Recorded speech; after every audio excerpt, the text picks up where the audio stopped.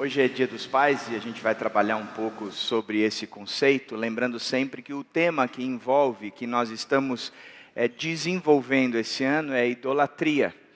E verdadeiramente a idolatria tem entrado nos nossos lares e tem destruído bastante os nossos lares.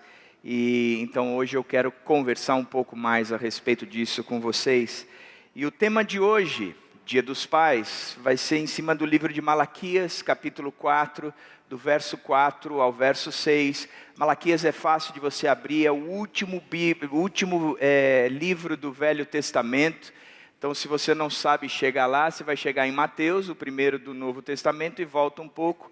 É o último livro do Velho Testamento. Também é fácil, porque na verdade a gente vai ler o último parágrafo do Velho Testamento. E esses versículos de 4, 5 e 6, esses 3 versículos, são o último parágrafo do Velho Testamento. Então nós vamos ler a respeito deste último movimento. O texto diz assim: lembre-se da lei do meu servo Moisés, dos decretos e das ordenanças que lhe dei em Horebe para todo o povo de Israel. Vejam, eu enviarei a vocês o profeta Elias antes do grande e temível dia do Senhor. Ele fará com que os corações dos pais se voltem para os seus filhos e o coração dos filhos para os seus pais. Do contrário, eu virei e castigarei a terra com maldição. Ponto. Encerrou aí o Velho Testamento. 400 anos de silêncio, até a próxima manifestação de Deus para nós, que foi Cristo Jesus. Este é o último movimento, última palavra profética, a última fala de Deus para nós no Velho Testamento. O interessante é que para a gente poder compreender um pouquinho mais a respeito dessa mensagem, vamos pensar um pouco no contexto. Quem escreve é um sujeito chamado Malaquias. E tudo o que nós sabemos a respeito de Malaquias é isso, o seu nome era Malaquias. Começa no verso 1 do primeiro capítulo, o primeiro versículo deste livro começa: uma advertência, a palavra do Senhor contra Israel por meio de Malaquias. Ou seja, ele começa dizendo o seguinte: eu vou trazer aqui para vocês uma advertência. Presta atenção, pessoal, não é uma palavra de consolo, não é uma palavrinha boa, a gente não vai jogar a conversa fora, não é um bate-papo amigável, é uma advertência, é um alerta, é uma palavra dura, é pesada, e essa palavra é contra vocês, Israel, e quem está trazendo essa palavra é Malaquias. Malaquias, o nome em si significa o meu mensageiro. Então o que nós sabemos a respeito de Malaquias? Somente o seu nome. Nós não sabemos quem foi seu pai, onde ele nasceu, onde ele viveu, quais foram os movimentos dele, a formação dele, do que ele... Não sabemos nada, só sabemos que o nome dele era Malaquias, que a sua tradução é o meu mensageiro. Por causa disso, muitos dizem que a Malaquias, ele era um codinome, um apelido que a pessoa resolveu assumir para não se apresentar.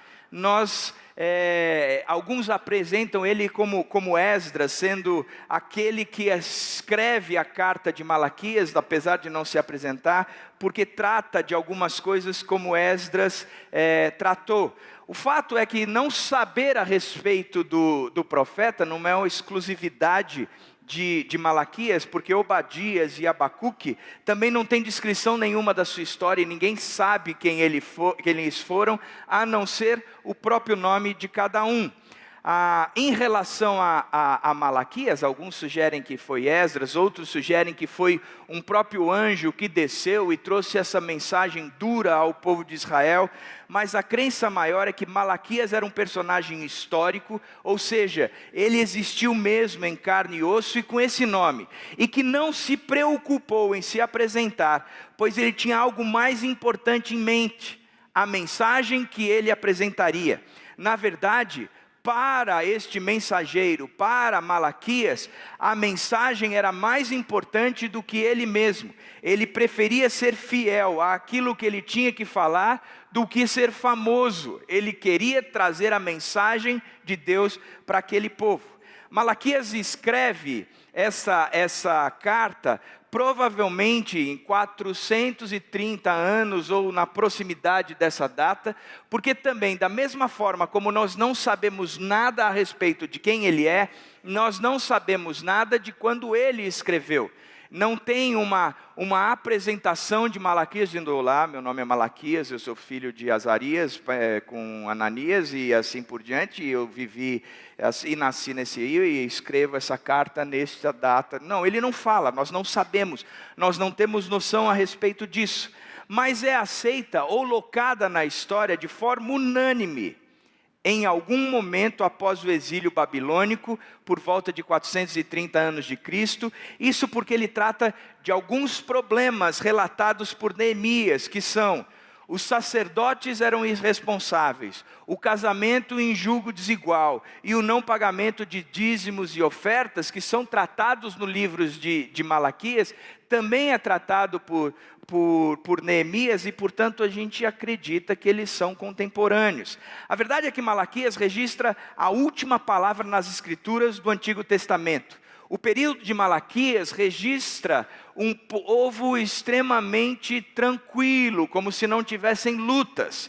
Eles estavam exilados na Babilônia, puderam voltar para a terra natal. Ali eles reconstruíram os seus muros, eles reconstruíram o templo, passaram a cultuar. Então para eles estava tudo muito bem.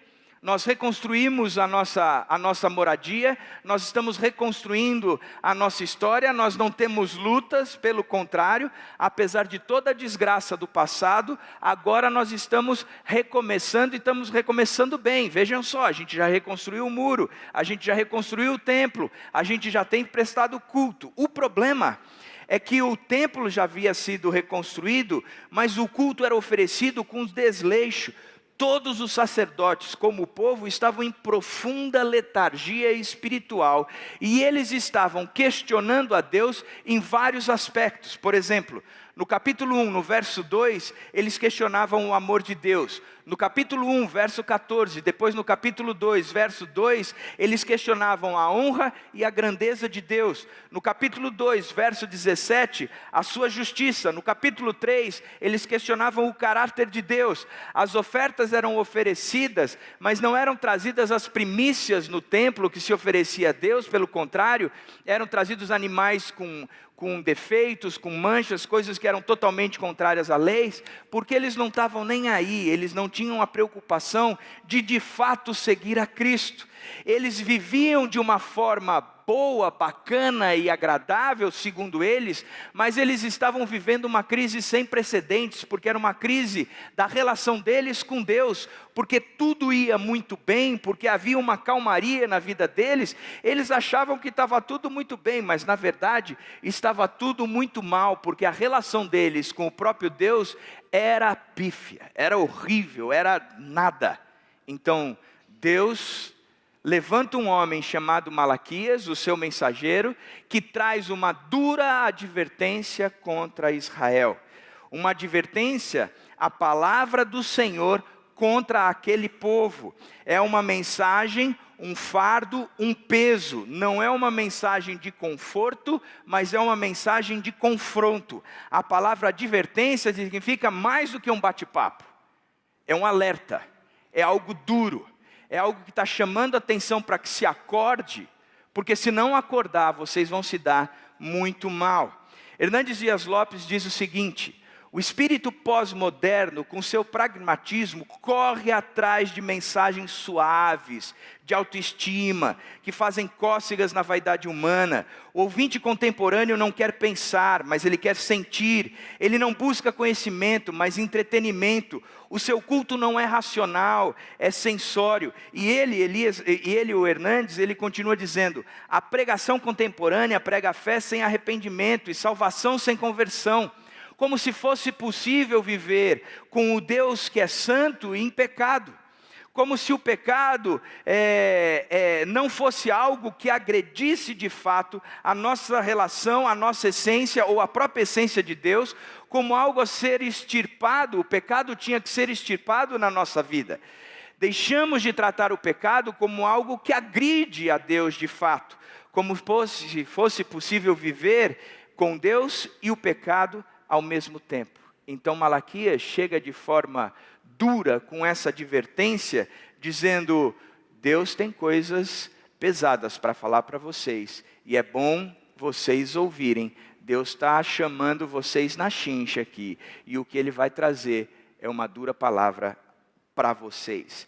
Ele acaba de falar o que tinha que falar, ele encerra com esse texto que nós acabamos de ler. Deus coloca um ponto final nas profecias dele, e encerrou o Velho Testamento, 400 anos de silêncio. Nenhuma manifestação de Deus, nenhuma fala de Deus, nenhuma diretriz dada por Deus, nada. Até que Jesus Cristo vem, e o Verbo se faz carne. Que Deus, que Deus. Apesar de ser este o contexto do livro de Malaquias, nós olhamos para este último texto, que é o término do Velho Testamento, e a gente diz: puxa, quando a gente lê esse texto, ele deve estar fazendo uma ponte entre o velho e o novo, ele deve estar introduzindo o novo, ele deve estar apresentando o novo, porque não dá para terminar o movimento todo do Velho Testamento com uma pancada dessa e não ter uma lógica para o que está acontecendo. E de fato há uma ponte entre o Velho Testamento e o Novo Testamento. O texto apresenta essa ponte dizendo o seguinte: lembrem-se da lei do meu servo Moisés, dos decretos e das ordenanças que lhe dei em Horebe para todo o povo de Israel. Vejam, eu enviarei a vocês o profeta Elias, antes do grande e temível dia do Senhor. No verso 4, nós vemos a ordem para nós olharmos para trás. No verso 4, o profeta Malaquias, o mensageiro de Deus, está dizendo: é necessário vocês olharem para trás, lembrarem-se do que aconteceu no Monte Horebe, lembrarem-se do que aconteceu naquele lugar, do que Deus disse, do que Deus ordenou e dos decretos que Ele trouxe. Lembrem-se, olhem para trás, revigorem a memória, tragam isso vivo na memória. Olhar para trás é parte crucial na nossa caminhada com Deus. É fundamental. Se eu não olho e não enxergo e não escuto e não entendo o que Deus propôs para mim, quais são os padrões que eu tenho que viver, como eu tenho que viver, o porquê eu tenho que viver dessa forma e aonde eu vou chegar, eu nunca saberei para onde eu vou. Eu não tenho os parâmetros, eu não tenho o balizamento, eu não tenho a direção. Então como é que eu posso ir para frente se eu não recebi o pacote de direção, de destino, se eu não entendi para onde eu tenho que ir, se eu não olhar para trás e ver o que Deus fez e o que Deus falou? Portanto, nós constantemente, na nossa caminhada de fé, na nossa jornada espiritual, é necessário e fundamental olharmos para trás. E o texto começa apontando para o Velho Testamento como se fosse o lugar que nós temos que olhar, onde a nossa fé está fundamentada, aonde o alicerce do que nós somos está estabelecido, de quem nós verdadeiramente cultuamos está apresentado. Mas o texto não fica aí, ele diz: vejam, eu enviarei a vocês o profeta Elias antes do grande e temível dia do Senhor. Ao mesmo tempo que ele pede para a gente olhar para trás, ele também pede para que nós olhemos para frente. Ele diz: escuta, o Velho Testamento está encerrando aqui, e ele serve para você olhar para ele e ver toda a fundamentação e caracterização de quem vocês são, de onde vocês saíram e para onde vocês vão, o que é ser povo de Deus. É só olhar para trás, vá lá no Monte Horebe, veja o que Deus fez com vocês lá, mas também olhem para frente, o grande e temível dia do Senhor virá. E o sol da justiça, o texto diz anterior, nascerá, brilhará novamente. E diz que nós pularemos de alegria como os bezerros pulando no meio dos pastos. O sol da justiça, o dia do Senhor. O verso 5, ele liga as palavras ditas no Monte Horebe, no Sinai, com o futuro dia do Senhor, que trará na história o clímax do movimento de Deus sobre todos aqueles que permaneceram rebeldes e não quiseram seguir, bem como a premiação àqueles que se mantiveram fiéis a Ele. Recentemente, quando Caleb pregou, ele trouxe o conceito de que o Evangelho, ele é bênção e maldição. Ele é bênção para quem acredita, mas em contrapartida é condenação para quem não acredita. E de uma certa forma, o dia temível, grande do Senhor, é esse dia onde o Evangelho revelará para aqueles que são para aqueles que são fiéis, leais, a bênção, para os outros, a própria maldição, a condenação eterna. Em outras palavras, o Velho Testamento fecha, Malaquias pontua todo o Velho Testamento, mas Deus torna conhecido que Ele não terminou de forma nenhuma, ou de forma alguma, o seu plano para com o mundo. Há um grande dia, o dia da vitória, aonde o Senhor voltará, e eu e você temos que estar preparados. Agora, o que é interessante é que Ele faz essa ligação de olhar para trás e olhar para frente. Essa é a ponte que Ele liga o velho com o novo, só que há algo que não tem muita coerência para nós a princípio. Algo além dessa ponte, Ele diz, Ele fará com que os corações dos pais se voltem para os seus filhos, e os corações dos filhos para os seus pais. Elias, ele está dizendo, a mensagem de Elias, a pregação de Elias, ele fará, é essa mensagem pregada por Elias. Essa mensagem fará com que os corações dos pais se voltem para os seus filhos e o coração dos filhos para os seus pais. Elias foi um profeta no Velho Testamento que peitou um casal de reis muito do mal, Acabe e Jezabel. Acabe era aquele rei que fez de tudo o que não deveria fazer e ainda trouxe ídolos para dentro da nação, tirando Deus do lugar que ele deveria ocupar e sendo substituído por um monte de ídolos, os Baalins. Por isso, Acabe entendendo que Deus, quando estabeleceu as regras a partir do Monte Horebe, que dizia o seguinte, olha, se vocês buscarem outros deuses, não haverá chuva, eu vou suspender a chuva. Elias chega na presença de Acabe e diz, Acabe, você tem tumultuado essa nação, por causa disso não haverá chuva mais nessa terra, até que eu venha e diga novamente, vai ter chuva. E uma nação, uma terra, um território sem chuva é um decreto de morte, porque acabou a plantação, a bebida, os animais morreram, o povo começa a passar fome, sede, vive uma miséria desgraçada, e eles estão passando por esse período por quase 3 anos, quando Elias volta na presença de Acabe. Quando Elias volta na presença de Acabe, na cabeça de Acabe está o seguinte, esse Elias tem tumultuado tudo. Esse Elias só tem feito besteira. Esse Elias rogou uma praga sobre nós, parece sogra, rogou uma praga sobre nós, e por causa disso nós estamos vivendo aqui, debaixo dessa maldição. Jezabel vira e diz, nós temos que matar esses profetas todos, porque se matarmos esse profeta, talvez a gente mate esse Elias, e aí essa maldição se encerra, e muitos profetas são mortos.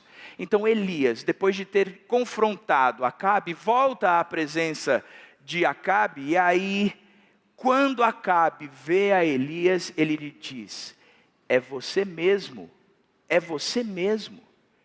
eu estou enxergando bem, é você mesmo, o perturbador de Israel. E aí Elias responde para ele, eu não tenho perturbado Israel, pelo contrário, Elias respondeu, mas você e a família do seu pai têm. Vocês abandonaram os mandamentos do Senhor e seguiram os Balaíns. Cara, o problema não sou eu, rei Acabe. O problema é a sua família, seu pai, seus irmãos, seus tios e você. O problema é que vocês não olharam para trás, para o que Deus fez e para o que Deus falou. Vocês abandonaram os decretos de Deus e trouxeram para o nosso meio outros ídolos que substituíram este Deus. Quem tem perturbado a ordem em Israel é você. Olha que coisa interessante. Como Malaquias traz à tona uma realidade interessantíssima. Se eu não olhar para trás, se eu não olhar para o que Deus fez, se eu não olhar para o que Deus falou, o resultado de tudo isso é que eu tiro Deus da minha vida e eu estabeleço ídolos na minha vida, e a consequência é que a minha família entra em desestruturação. Porque esquecer o que Deus diz nos faz construir ídolos. Esquecer o que Deus diz e o que Deus fez bagunça a minha família. Esquecer o que Deus diz e o que Deus faz com que eu crie ídolos, e esses ídolos serão colocados, implantados e cultuados dentro da minha própria casa. E uma das coisas que eu e você temos que entender é que ídolo, ele não agrega, ele separa. O único que agrega é o Deus verdadeiro. A pessoa coloca o dinheiro como o ídolo dele. Quantas famílias não têm se desestruturado por causa do dinheiro? A pessoa coloca o trabalho como Deus dele. Quantas famílias não têm se desestruturado por causa do trabalho? A pessoa coloca o prazer sexual como a realização dele. Quantas famílias não têm se desestruturado por causa disso? A tríade de ídolos, o lucro, o prazer e o poder tem entrado no meio das famílias, e esses ídolos têm destruído a família por completo, porque ídolo não agrega. Quem agrega é o Deus verdadeiro. Por isso faz todo sentido quando Malaquias diz: se vocês olharem para trás e se vocês olharem para frente, vocês verdadeiramente serão convertidos a Cristo. E a partir do momento que vocês são convertidos a Cristo, vocês se converterão ao próximo. Caso contrário, se vocês deixarem de olhar para trás, vocês converterão no coração de vocês outros ídolos para o lugar de Deus. E o resultado de tudo isso é não só vocês, mas todos os seus relacionamentos primários se desinstituirão. Portanto, nós podemos ver 3 movimentos nesse último parágrafo do Velho Testamento. Considere voltar-se para a palavra dita e para os feitos do Senhor no passado. Considere o segundo movimento, olhar para a vitória final que Deus está preparando. E considere o efeito da palavra de Deus sobre o relacionamento mais próximo de vocês, como de um pai para com o filho e de um filho para com o pai. Vamos pensar um pouco mais nesses 3 movimentos e ver o que eles querem dizer de fato. Primeiro, deixe a memória aquecida. O texto diz: lembrem-se da lei do meu servo Moisés, dos decretos e das ordenanças que lhe dei em Horebe para todo o povo de Israel. Lembrem-se da situação, lembrem-se do que aconteceu em Horebe, lembrem-se do fato em si. E Horebe era um marco para o povo de Israel. O Monte Sinai em Horebe era um marco, era o divisor de águas. Eles tinham passado 360 anos numa escravidão no Egito, mais um tempo no deserto. Eles estavam no Egito por uma escolha de não confiar em Deus. Sai José do Egito e fica lá em Israel. Israel vai para lá e vai ficando, e se torna tão grande dentro do Egito que o faraó olha para aquilo e diz: a gente tem que pesar a mão, esses caras têm que se tornar cada vez mais escravos da gente, porque daqui a pouco eles crescem no nosso meio e eles vão tomar tudo aquilo que a gente tem, então vamos subjugá-los. Vocês vieram para cá porque vocês não confiaram no Deus de vocês, vocês estão aqui e estarão então, por causa disso, sujeitos e submissos a nós. Nós nos colocamos no lugar do Deus de vocês, e eles ficam lá, escravos, 360 anos. E aí diz a Bíblia que Deus ouviu o clamor do povo. Deus viu a aflição do povo. E Deus desceu para resolver essa situação. Chama um sujeito chamado Moisés e de uma forma espetacular, Deus tira o povo daquela escravidão, do jugo daquela escravidão, do domínio daquele faraó, e traz novamente para a liberdade de caminhar em Cristo Jesus. Portanto, quando você enxerga o que acontece em Horebe, é o povo recebendo as diretrizes, as ordenanças, os mandamentos de Deus, ao mesmo tempo que Deus apresenta a sua glória para aquele povo, refletida na face de Moisés, aonde eles não conseguiam enxergar para Moisés, tamanha o reflexo da glória de Deus na cara de Moisés. Era o povo aprendendo a encontrar no meio de toda a nação a tenda do encontro, aonde Deus se encontrava com eles. Era Deus durante o dia numa nuvem de fumaça e à noite numa coluna de fogo, mostrando que eu estou no meio de vocês, a tal ponto que quando Deus se irrita nos sinais, dizendo, eu vou sair do meio de vocês, porque vocês estão aturando ou cultuando outros deuses, a fala do próprio Moisés é brilhante, dizendo, o que é que o Senhor vai fazer? Eu vou dar a terra prometida para vocês, mas eu não vou com vocês, porque vocês são um povo de dura cerviz. Se eu caminhar com vocês, mais cedo ou mais tarde eu estou irado, eu vou acabar com vocês. Aí Moisés vira e diz, Deus, o Senhor não está entendendo. O fato de o Senhor estar no nosso meio é que nós somos diferenciados de todas as outras nações da terra. Então continua com a gente. Ou então, mata a gente aqui no Egito, aqui no deserto, mas não vai nos abandonar, nos dando presentes e um monte de outras coisas, mas não estando presente. Isso a gente não quer. O Monte Horebe significava tudo aquilo que Deus era, tudo aquilo que Deus tinha feito, todo o conteúdo dito por Deus, como é que o povo deveria se posicionar. Portanto, ele diz, lembrem-se dessa situação do que Deus fez, da mesma forma como ele dizia, lembrem-se também do conteúdo, da lei, dos decretos e das ordenanças. Traga à memória, deixe a sua memória aquecida, fique recordando isso o tempo todo. Lembra o tempo todo o que é que Deus fez e o que Ele falou, como Ele falou, viva de acordo com o que Ele falou. Os seus decretos, siga os seus decretos, a sua ordenança, cumpra as suas ordenanças, os seus mandamentos, torne os seus mandamentos como algo fundamental na vida de vocês, mas também recorde sempre o que Ele tem feito no meio de vocês. Trabalhe na memória, deixe a memória aquecida. Gosto muito do texto de 1 Crônicas 11, versículos 16 e 17, que diz o seguinte, busquem o Senhor e a sua força, busquem a sua presença o tempo todo. Como é que você vai buscar o Senhor e a sua força? Como é que você vai buscar a presença do Senhor o tempo todo?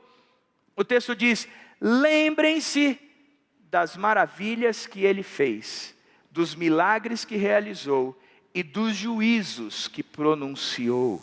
Lembrem-se do que Ele fez e do que Ele falou. Lembrem-se, lembrem-se, lembrem-se, lembrem-se. Traga a memória aquecida. Eu lembro uma vez, quando eu trabalhava ainda na igreja do Morumbi, e nós estávamos passando uma crise financeira, tinha uma determinada situação que precisava resolver, e nós sentamos com o pastor Ari Veloso.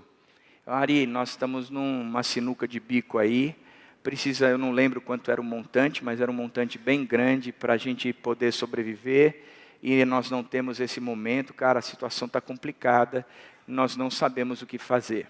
O Ari virou e falou assim, olha, me deixa pensar um pouco, orar um pouco, e depois eu volto para conversar com vocês. E quando ele voltou com um caderno. E o caderno ele abriu numa página e disse, em 1980, 90, não lembro, nós havíamos construído esse prédio, e nós tínhamos todas as paredes, um vão livre muito grande, e a gente não tinha a estrutura do telhado, e nos custava muito, e a gente precisava fazer aquela estrutura. Nós não tínhamos essa grana. O que nós fizemos foi, nós oramos, e Deus trouxe na mesma semana um sujeito, que virou para nós e disse, eu vou bancar essa obra. Logo depois ele pegou e virou a página, e foi lendo alguns movimentos de Deus. Ele tinha um caderno, que ele anotava os movimentos de Deus em relação à obra e como é que Deus supriu todas as coisas de forma sobrenatural. Ele parou de ler todo aquele movimento, ele virou para a gente e disse, nós vamos fazer o que nós sempre fizemos aqui. Nós vamos colocar diante de Deus e nós vamos orar. E Deus sempre foi precioso e fiel com a gente nesse aspecto. E foi o que nós fizemos. E em pouco tempo, a conta estava paga. Mas Ele trouxe a memória. Ele fez com que a memória da gente estivesse aquecida com as coisas que Deus fez e com as coisas que Deus fala. Segunda coisa que o texto apresenta é tenha uma esperança viva. Talvez você esteja aqui hoje, você é pai, você é mãe, e o seu coração está destruído porque a sua realidade era outra, o desejo da sua realidade é outra. talvez o casamento não está do jeito que você gostaria, talvez a sua relação, talvez o seu filho não esteja do jeito que você queria. Mas aquele que segue a Cristo não é um sujeito derrotado, mas é alguém que caminha com uma viva esperança. O texto diz, vejam, eu enviarei a vocês o profeta Elias antes do grande e temível dia do Senhor. Nós saímos do verso 4, que nos apontava para o passado, nós entramos no verso 5 e mudamos o nosso foco do passado para o futuro, da memória aquecida para uma viva esperança, porque nós não vivemos só no passado, pelo contrário, nós temos os olhos fitos no autor e consumador da nossa fé, Jesus Cristo, nós olhamos para frente. E quando nós olhamos esses textos, vejam, eu enviarei a vocês o profeta Elias antes do grande e temível dia do Senhor. Pelo menos duas coisas nós podemos enxergar aqui. Deus será vitorioso e Deus é misericordioso. Quando nós vemos o conceito de que Deus é vitorioso, nós lemos que o dia do Senhor chegará um dia, e não é um dia qualquer, mas é um grande dia do Senhor. O grande dia do Senhor acontecerá em algum momento da nossa história.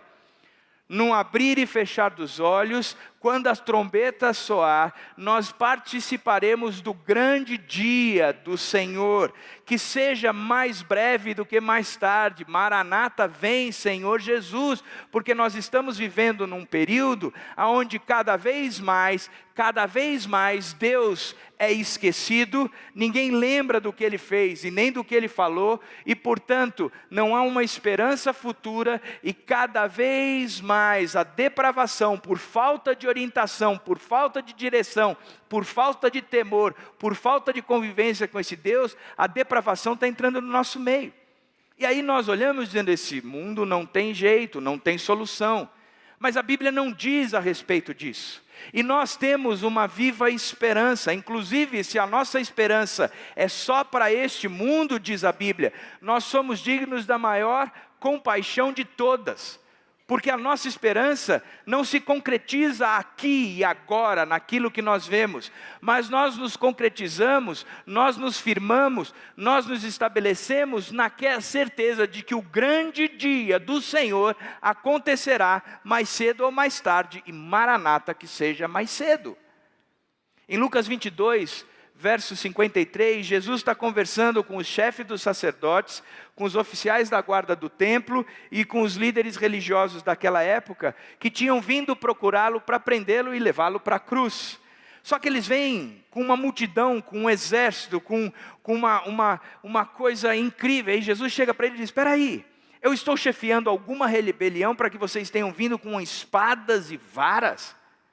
Ele diz, todos os dias eu estive com vocês no templo, e vocês não levantaram a mão contra mim.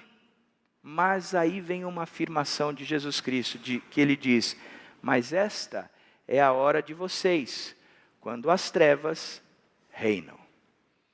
Jesus está dizendo, olha, hoje é o dia de vocês. Hoje vocês estão ganhando. Hoje vocês podem cantar a vitória nessa batalha. Vocês estão achando que vocês são os líderes do campeonato. Vocês estão achando que vocês são o time mais caro do Brasil. Vocês estão achando que vocês serão campeões com várias rodadas de antecedência. Mas vocês não são nada além de porcos. Nem mundial vocês têm. Isso está na minha Bíblia, se está na sua eu não sei, na minha está. E o que eu digo para vocês é, eu vou ganhar de virada. Esse campeonato já está comprado, ele é meu, foi pago com o sangue do meu Filho Jesus Cristo. No dia final, eu vou dar uma surra em vocês, porque eu já ganhei. Porque eu já ganhei. O que significa, mas essa é a hora de vocês, vocês saíram na frente, mas eu vou ganhar de virada. Vocês estão por cima nessa luta, mas eu vou virar esse jogo. No final da história, o vencedor sou eu. Joel, Amós, Isaías, Sofonias, Malaquias, como também no Novo Testamento, Paulo e João, eles nos ensinam que Deus sai vitorioso no final, que Deus tem o seu dia e será o último dia, que neste dia Ele não será como um cordeiro de Deus que tira o pecado do mundo, mas Ele se apresentará como o leão da tribo de Judá. Apocalipse, João escreve o seguinte: então, na mão direita daquele que estava sentado no trono, vi um livro escrito por dentro e por fora e lacrado com 7 selos. Vi um anjo poderoso que perguntava em alta voz: quem é digno de romper os selos desse livro e abri-lo? Quem é digno? Mas não havia ninguém no céu, na terra, nem debaixo da terra, que pudesse abrir o livro e lê-lo. Ao enxergar tudo isso, João diz: comecei a chorar muito, pois não se encontrou ninguém digno de abrir o livro e de lê-lo.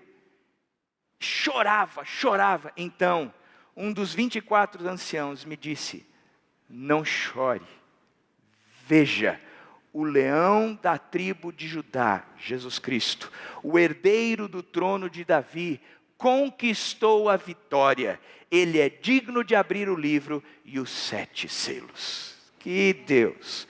Nós somos mais do que vitoriosos em Cristo Jesus. A gente pode olhar agora dizendo: cara, a gente está perdendo feio, mas este jogo não é eterno nessa característica, mais cedo ou mais tarde. O nosso Deus vai virar esse jogo, esse campeonato já é dele. Há muitas promessas, isso foram preditos no Velho Testamento, no Novo Testamento. Nós temos um monte de garantia, mais cedo ou mais tarde, nós juntos com o nosso Deus estaremos comemorando a vitória sobre todas essas lutas, aonde não haverá mais choro, nem ranger de dentes, porque o nosso Cristo, o leão da tribo de Judá, Ele morreu, Ele venceu, Ele subiu, Ele preparou lugar e voltou, para que aonde nós esteja, para onde Ele esteja, estejamos nós também, por toda a eternidade.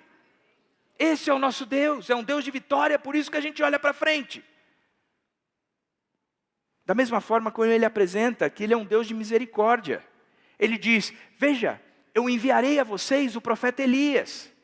Deus chamou o profeta Elias, em 1 Reis 17, 18 e assim por diante, que confrontou a nação de Israel num tempo de apostasia e chamou essa nação ao arrependimento. Esse era o seu propósito, o seu espírito era pregar o arrependimento. E o espírito de Elias continua no nosso meio. Diz a Bíblia, encerrou em Malaquias, começou em Jesus, e os evangelhos logo de cara apresentam um sujeito chamado João Batista, que pregava no espírito de Elias. Ele não pregava, ele não era o Elias, mas pregava no espírito de Elias. E o que é que ele dizia? Arrependei-vos, arrependei-vos, arrependei-vos. Deus chama João Batista, que 400 anos após Malaquias vem proclamar o arrependimento. João prega no espírito de Elias, mas não era o Elias reencarnado. Ele era o que vinha no mesmo propósito, no mesmo espírito, na mesma pegada que Elias. Interessante, o que Malaquias está dizendo é que Deus nos dá um alerta primeiro. Deus nos chama a atenção primeiro. Deus clama, e o texto diz que primeiro Deus dá um aviso, usa da graça. Ele apela a um oficial de justiça que vem para nós com uma carta dizendo: escuta, ou vocês se arrependem ou o preço será alto. Gosto muito de um texto do Hernandes Dias Lopes que diz o seguinte: em cada período da história, Deus envia seus mensageiros para chamar o povo ao arrependimento, antes que venha o juízo. Na reforma do século XVI, Elias veio nas palavras candentes do Lutero, Calvino e John Knox. No século XVIII, Elias veio no fervoroso espírito de John Wesley, George Whitefield e Jonathan Edwards. Hoje, Elias vem no ministério de todos aqueles que se levantam no poder do Espírito, em nome de Deus, para chamar o povo ao arrependimento. O tempo chegou em Cristo e avança para o grande e temível dia de Deus. Isso significa que Jesus não está nos deixando sós. Ele continua trazendo pessoas, movimentos que nos chamam ao arrependimento. Vejam, eu enviarei a vocês o profeta Elias antes do grande e temível dia do Senhor. No verso 4, nós olhamos para trás. No verso 5, nós olhamos para frente. No verso 4, nós mantemos a memória aquecida. No verso 5, nós temos uma viva esperança. Agora, qual é o resultado esperado de tudo isso? De olhar para trás e para frente. O texto diz, Ele fará com que os corações dos pais se voltem para os seus filhos e os corações dos filhos para os seus pais. No verso 6 aparece uma coisa que nos deixa sem dúvida alguma. O fato é que quando eu olho para trás e entendo o que Deus fez e o que Ele falou, isso me faz olhar para frente, numa viva esperança de que mais cedo ou mais tarde, o Deus que é um Deus de vitória, também é um Deus de misericórdia, e eu me converto a esse Deus. O resultado de tudo isso é que eu me converto ao próximo. E é o que Malaquias está dizendo. Não tem conversão a Jesus Cristo que não seja uma conversão ao meu próximo. Não tem conversão a Jesus Cristo que não aqueça o meu coração ao meu próximo. Não tem. Você vai aprender a amar a Deus sobre todas as coisas, mas você também vai aprender a amar o próximo como a ti mesmo. Porque quanto mais eu amo a Deus, mais eu amo o meu próximo. Isso é refletido no relacionamento mais próximo que um homem pode ter entre ele e o seu pai, e o seu pai e o seu filho. Quando ele lhes prega, chora, alertando o povo do dia terrível, temível e grandioso do Senhor, o que é que acontece? Acontece uma conversão de coração para Jesus Cristo e uma conversão do coração para o Pai e para o Filho. Quanto mais eu amo a Deus, mais eu amo o meu próximo. Agora, de forma simples, o que significa um coração de um pai convertido a um filho? É o oposto de um coração distante, é um oposto de um coração frio, é um oposto de um coração desinteressado. Mas é aquele coração que vibra, que pulsa, que caminha na direção. Eu vou dar 3 exemplos. Primeiro, você pode ter um coração distante simplesmente por ignorá-lo. Simplesmente por ter outras prioridades. Simplesmente por não considerar ou dar o devido valor ao seu pai ou ao seu filho. Você pode ter para você um envolvimento no seu trabalho que para os seus filhos o que você consegue oferecer é a sobra da sua vida. Ontem eu e a Dani nós fomos num restaurante aqui e o cara produzia o suco de uva natural mesmo, né? E no final do suco, embaixo assim da garrafa, tinha uma borra lá, um resto do negócio. E o suco gostoso, gente, eu gostei demais de tomar aquele suco e eu olhei aquela borra e falei, Dani, será que esse negócio é gostoso? Ela falou, não sei, experimenta. E eu fui experimentar, horrível. Na verdade, é gostoso, experimentem. Acho que vale a pena vocês testarem isso. Depois vocês compartilhem comigo. Mas é horrível, horrível. Porque é o resto. O melhor foi extraído dali. Tem muitos de nós que têm colocado outras prioridades na vida, que não têm dedicado, de fato, prioridade ao que é mais importante. E na Bíblia, o mais importante são relacionamentos do que qualquer outra coisa. Segunda coisa, você pode ter um coração distante, simplesmente por ser abusivo. Sabe o que isso significa? Que a sua fala sempre é repleta de destruições, você não constrói. E eu tenho uma raiva danada daquelas pessoas que só sabem desconstruir, mas não constrói nada. Só sabe acabar, mas não edifica. Só sabem desestruturar, mas não caminha junto, não mostra o amor de Cristo, mesmo que seja duro, cheio de amor. Escuta, presta atenção. Você pode ter um coração distante simplesmente por ser abusivo. Simplesmente por ser abusivo. Você humilha, você deixa para baixo, você é repleto de desaprovação, você não tem a preocupação de ouvir, de pensar como ele pensa, de sentir o que ele sente. Você simplesmente destrói, cheios das suas desculpas, porque ele nunca foi a prioridade para a sua vida. E a terceira coisa é que você pode estar tão envolvido numa autopiedade de ressentimentos, porque essa relação não funciona como você acha que deveria funcionar, que você está preso a esse ressentimento. Esses dias eu conversava com uma pessoa e a pessoa usou a expressão ressentimento e caiu a ficha para mim em relação a isso. Ressentimento é sentir novamente o que você sentiu no momento. E é ficar sentindo aquilo, e você está preso àquele sentimento, e fica ressentindo as coisas todas, o que passou, e você fica ali, como quem dissesse, eu não merecia isso, não podiam ter feito isso, eu fiz tudo por ele, eu dei tudo o que precisava, eu fiz, mas eu estou aqui, ressentindo. E você fica preso nisso. Um coração convertido é um coração que prioriza, é um coração que edifica, e é um coração que não considera a falha do outro algo que deva ser considerado. Eu poderia dar muitos outros exemplos, mas estou ilustrando de uma forma geral. O fato é que o texto nos apresenta um último movimento de todos. Porque talvez você esteja aqui hoje dizendo, André, eu estou nessa condição que você acabou de ler aí. Eu estou na condição de, cara, eu estou ressentido, eu priorizei um monte de coisas, eu estou dando o bagaço, eu estou vivendo um monte de situações de fato abusivas e eu tenho sido um agressor nesse sentido.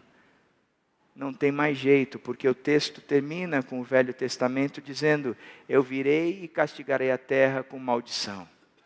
André, por favor, cara, apresenta para mim a solução, porque o que eu experimento hoje na minha vida é o que o Malaquias pregou. Ele trouxe Elias, eu não dei bola a esses Elias, e hoje Deus veio, e a maldição dele está sobre a minha casa, sobre a minha terra, e eu não consigo mais viver dessa forma. Malaquias chega e diz, olha, Deus tem uma advertência absurda contra vocês. Vocês estão fazendo um monte de coisas erradas. Sacerdotes, vocês estão fazendo coisas erradas. Homens, vocês estão fazendo coisas erradas com as suas mulheres. Povo que frequenta o templo, vocês estão fazendo coisas erradas com os seus dízimos e oferta. E ele vem falando um monte de coisas, dizendo, e Deus está dando um alerta, Deus é misericordioso, Deus é vitorioso, prestem atenção, prestem atenção, prestem atenção. Se nada disso acontecer, eu virei e castigarei a terra com maldição, ponto. Um silêncio de 400 anos. Deus não falou mais nada depois disso. E talvez você esteja vivendo esse silêncio de 400 anos, só que você precisa ir para a Bíblia.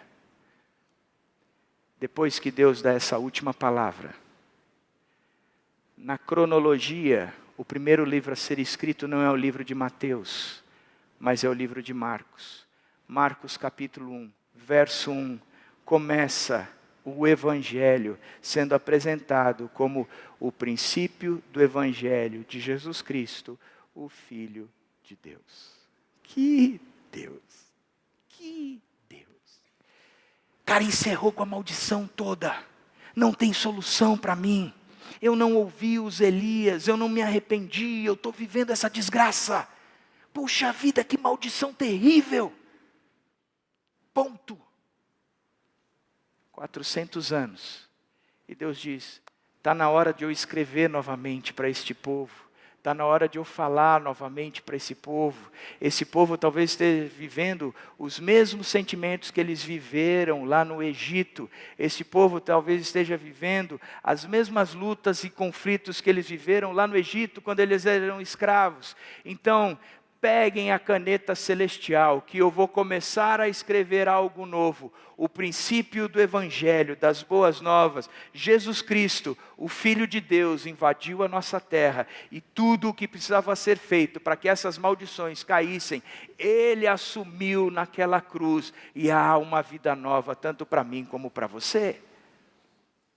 E esta é a resposta do porquê nossos corações se convertem aos nossos filhos em cada um destes casos. Jesus foi a vítima final, Ele foi o último a ser abusado, os nossos pecados o crucificaram naquela cruz, mas ao terceiro dia, ao sair daquela sepultura, Ele carrega sobre si toda a vitória que eu e você precisamos ter. É algo futuro, mas já é algo presente. É algo que no futuro, quando Ele se manifestar, quando Ele voltar, nenhum choro, nenhuma dor, nenhuma lágrima, nenhum ranger de dentes acontecerá e será experimentado mais por mim. Até lá, eu continuo na luta, mas na certeza de que o meu Redentor vive, e eu posso confiar, porque eu sei em quem tenho crido, e Ele é poderoso para guardar o meu tesouro até o dia final. E mais cedo ou mais tarde, que seja muito mais cedo do que mais tarde, Ele voltará